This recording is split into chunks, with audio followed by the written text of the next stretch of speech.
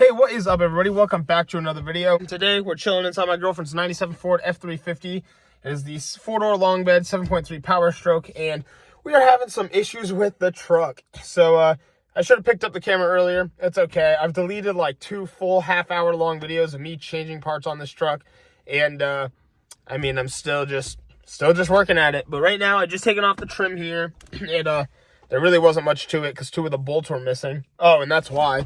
They're literally broken in the truck. So there's I'll turn the camera around and show you what we're working with. So we've had this issue with the truck. Our overdrive light is flashing. The truck is, it was stalling at stop signs. I changed the cam position sensor, the IPR valve, and the ICP sensor.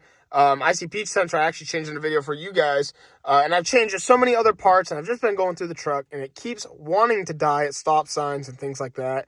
The RPMs drop real low. I did a buzz test, so all the solenoids for the injectors are working. Doesn't mean all the injectors are working because I get a little bit of a shake in there. But I figure I'll post a video today for you guys just so you know what's been going on, because I haven't been posting as frequently on YouTube as I want to.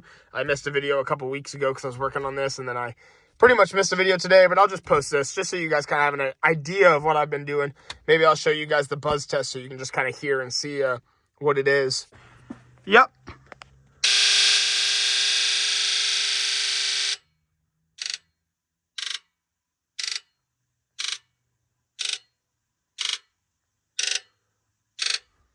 So just to describe that little test we just did there, essentially what that was is a buzz test just tests the solenoids to the injectors under your valve cover. A lot of the times you'll remove this harness and it'll be kind of melty, mainly on that back left one on the driver's side. But it won't tell you if your injectors are good or bad. It'll just tell you if the solenoids are good or bad. And if one's bad, obviously that's going to give you some problems. So that's something you can always look into. I just plug in a laptop with ForeScan and go to the injector solenoid test, and you just press play, and it'll play them all at once, and then one by one. And if one sounds a little dull, you know you got a bad solenoid. I was getting a little bit of a skipping. That's why I conducted that test. Right up here is the ICP sensor we changed in another video, though. Down below, it's hard to see, but somewhere just right by the crank down there, there's a cam position sensor. Remember, you only want Ford factory sensors. I mean, that goes for anything, really. You just want factory sensors when you're playing with electronics. And what happened was this too, I even did the pigtails and everything. And then down below, you got a little connector. You can see the metal to it. That is your IPR valve. We changed that. Sometimes if your truck is dying, the little tin nut on the back of that gets loose and falls off and causes you some issues. So we kind of did all those. And the reason I did them all is because this exact time last year, the IPR and the ICP were changed with aftermarket sensors before I knew to use Ford sensors, and it ended up just being a cam position sensor. But, you know, we were throwing parts at it because sometimes some of the parts, it's a little cheaper than bringing it to a dealership and getting it diagnosed. That's the unfortunate truth about it. But not bad. One thing we learned is I changed the third eye brake light and the tail lights over to factory. I may have done that on video for you guys, and I changed these over because these trucks are so sensitive to LEDs that it will make your transmission act up and your overdrive light flash, and it'll make it shift hard. Well, one thing I keep hearing is the gauge cluster is connected to all of that, and I don't know why it's all done this way. But we do have some lights out, and same thing for the third eye. If you change your third eye brake light to an LED, it will make your truck act up. It'll also do the same thing if the light is out. It'll make it act up the same way. It's such a weird setup. But I was just chilling. I was like, all right, let's see, you know, just for the fun of it, let's change out the bulbs back here. They're not LED, but we have a couple that are out. So I don't really think that's our issue, but it's something that we need to change anyway. So I'm just going through every little nitpick thing that we could do to try to make this truck a lot nicer. And while I have this off, I'll probably crack open this plastic and give this a good clean because it is dusty. But I figured I'd take you guys with me for today's small adventure, just so you get some content, get to hang out with me while we wrench on cars. Seams down here, we got a 7 or 8 millimeters, probably supposed to be standard, but we got some bolts down there. There's 4 holding in the gauge cluster, and pop this thing out of here. But I just deleted the other videos because I didn't want you guys to watch a half-hour long video of me changing parts and going that didn't fix anything. What was the point of the video? So it would have been a good series all in all and showing you how to replace things. But our main goal is just to figure out why the truck keeps dying. Like I said, I come to a stoplight and this just kind of drops down a little low and then it comes back up. So it's like the torque converter isn't unlocking, but then I try different things and the truck runs great. And then, it just keeps going on and on and on. But I'm going to show you guys how we pull this out of here. So what I got to do real quick too is remove this plastic trim. We got a screw down here. Looks to be maybe like a 5 or 6 millimeter. Could be another 8. I'm not too sure. I won't know until I get something on there. We got another one down here, and I believe this should actually just pull off after that, to be really honest. And then I'll show you guys. We got to remove our gear selector linkage to pull that gauge cluster out. Another thing I'm probably going to do too is just dealing with all the solution and problems and all these different little things. I think we're going to get rid of the trailer brake harness as well. I don't believe we will end up hauling another trailer with this truck. Have enough trouble with it as a daily, let alone trying to haul something. We got other vehicles for it, so also going to undo all the wiring and put it back to factory and just kind of help us clear up any small issues, I mean, if this is causing any sort of short, I mean, there's a ground back there, and it's just like wiggling loose. So, figure anything I can do, we'll do it. So down here, I know we're bouncing around a bit, but that is our ground. I mean, it was completely broken up by the brake pedal, so that's out. All I got to do, look at that, the wiring here is just exposed. So, I mean, that could be another solution to, our problem. I mean, it's all the little things, but all these little things can add up, and that could be causing our overdrive light to flash. I mean, if an LED bulb is going to make our transmission shift hard and overdrive light flash, that's another very good possibility right there too. So I'm actually going to cut that, splice it back to the factory wires, and then same thing down there. There's a blue wire with an orange one hooked up. I'm going to get rid of that connector and just hook up the blue wires directly. And then our trailer brakes will be out for now. I believe this is also connected to it, so I'm going to have to come back and see what this goes to and see if we need it or not. So I've undone the screws for the plastic down here, and it seems like there's a little 5 millimeter right there for the gear selector we gotta get off, and we can pull that cord down and then up and through to pull our gauge cluster out, which will be pretty sick. Well, right down here, we've unscrewed our little bolt there. It was a 7/32, and now the whole mechanism is just chilling right here. I should be able to run it up, safely somehow and be able to at least pull the harness out.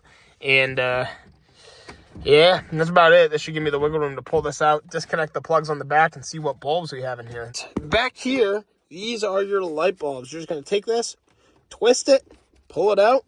Should turn to the left, but I don't know. Maybe it's going to be stubborn. Maybe I got to grab some pliers. Who knows if they've been out. But you're going to have to, yeah, there we go. Pull them out, and we're going to go get all new bulbs. So all your lights down here have different things. ABS, engine. You're going to want to look for the ones that say ILL, I-L-L. That stands for illuminated or illumination.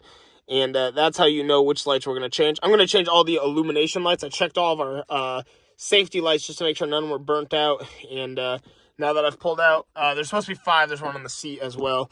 We're going to go get the right bulbs and replace it. I mean, it's supposed to be a really simple job. Just Fords can be a pain. Well, it's a new morning. It was way too cold to be out here last night messing with all that. I did run a new connection right over there. I'm going to tape it up. And I did run a new connection right here that I'm going to seal up as well. Just using some heat to shrink wrap that. So we're going to get back into the gauge cluster in just a minute. I had to make a parts store run. And by the time I got back, it was freezing. But I also changed the air filter and the fuel filter and the pigtails for the cam position sensor. I mean, I have been going right through this truck. I wish I didn't delete the videos. Like I said, I didn't want to upload trash content. Not that this is all that much more exciting, but I figure at this point I'll start taking you guys along for the journey of us just doing all these things to the truck, so you get the beginning, so the rest of it makes sense. Like eventually I want to find a way to show people with these OBS trucks how to run the clears without having the transmission issues. But first we got to figure out what our transmission issue even is. I don't believe that changing the gauge lights and fixing the wiring down there is our fix, but anything to keep weeding out problems is just little things is really what we got to do. But I got my new light bulbs here. They are the 194s halogens. We're going to pop the other bulbs out of the socket once I grab them out of my truck, put those in place, make sure they work, and get this all back together. This is a much more fun project to do at night because it's a little easier. But you're just going to pull the bulbs out of these little sockets that untwist from the back of the gauge cluster. We're going to take our new bulbs, and we're going to plug these into them, even though you really don't want to get your finger oils all over them. You're going to want to plug it in there, and if the light isn't illuminating, you're going to pop it out, turn it 180, plug it back into the gauge cluster, and then your light should work. Okay, you can't see it because it's literally daytime, but all of our lights in the cluster work. I checked each one. What we're going to do now is I'm pulling out these screws, these little gold screws on the side, and I'm going to pull this faceplate off and clean up all that dust and debris in there just real carefully. It'll make it look so much nicer. I mean, it is disgusting in there. And we are using a 732 socket to get in there. So here we are. Look at that. Just dirt, dust, grime, just on the back side. And then the inside is, hey, even worse. Can't wait to get that cleaned up, though. Well, look at that. The cluster actually looks beautiful. It's a shame this is a little stained up, I think, over Armor All or wiping it throughout the years or whatever. So maybe we'll find a new cover in the future if we find a cleaner one. But this can go back on for now. And I'm just going to reassemble everything that we took apart. I'm excited to show you guys a night clip of what that's going to look like. It's just going to look so much better. It does have like a green face, like tint behind the gauge faces, but that's okay. That's why we haven't changed the color. And honestly, I probably wouldn't now at this point, just knowing how particular these trucks can be. But I've hooked back up my gear selector down in there, re-screwed it back in place right back here. And now I'm just going to send the rest of my trim, plug in my 2 connectors, and see how this thing goes. Well, an exciting enough video for right now. We've gotten the gauge cluster all back together. Our lights work. You just can't really tell right now. But, not bad. You know, we got our lights in. We cleaned up the gauge cluster. And everything down here is back together. We got rid of our trailer brakes. Just got to remove this bracket. And now you guys are a little up to speed on what we got going on with the white truck. Just kind of a video showing y'all, guess the process, telling you what we've done so far. That way you're up to date. I'm going to start making more videos on this white truck if we can get this problem dilated, and so we can start driving it again, because there's a lot of stuff I want to change and fix on this truck. So excited for y'all to see that, and can't wait to show you these lights at night. I did just want to come around and say I did just check my transmission fluid. A big tip is we were about a quart low. This is my first automatic, so although it has a cold reading and the fluid may be on the line, you definitely want to run it for about 10-15 minutes, get it up to operating temperature, check the stick while it's running, while it's warm, be careful of moving parts, and then you'll get your reading on the hot side. You want your trans fluid to be on the hot side. So unfortunately, I was getting a good reading on the cold, but when I ran it, we were actually down about a quart of trans fluid. So that could also have a play in some of our issues where it feels like the torque converter may be not locking or unlocking. It does take 17 quarts of trans fluid though. So, I mean, again, it's a light thing, but it's enough to make a problem. So that is another thing we had to do. And like I said, I did plan to change all my aftermarket sensors to factory anyway. Same with the vehicle speed sensor right now. Yesterday, the truck drove amazing, like a brand new vehicle. And it just kind of felt like it wasn't shifting at the right times. A lot of people said that their issue was using an aftermarket vehicle speed sensor, which I did change at one point because it did read it was bad. But I used a crappy aftermarket O'Reilly's part instead of going with Ford OEM. So I'm going on ProSource Diesel later, and gonna order up that little sensor right there and replace that in another video. Well, check this out, guys. We made it to the city. Truck is driving pretty good so far. Got a little bit of lugging, but no hard shifting, no overhaul lights still.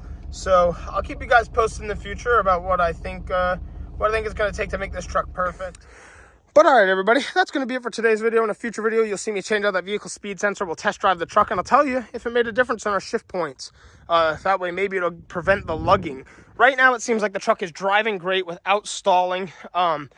So if it continues to do so and drive phenomenal, then in a couple weeks, I'm going to start messing with the lights again and changing them one by one so we can run our clears again and see if putting load resistors on certain lights, if we put LEDs back in, will keep us from having transmission issues. But even then, our gauge cluster lights were out. We removed the trailer brake harness that was tied to the brake switch. I mean, there's a lot of little things, but all those little things add up and can cause big issues like we're having. So No real indefinite answer as to what's causing the problem or if the problem's even gone. I've only driven the truck one day since. So, like I said, next up is vehicle speed sensor in another video.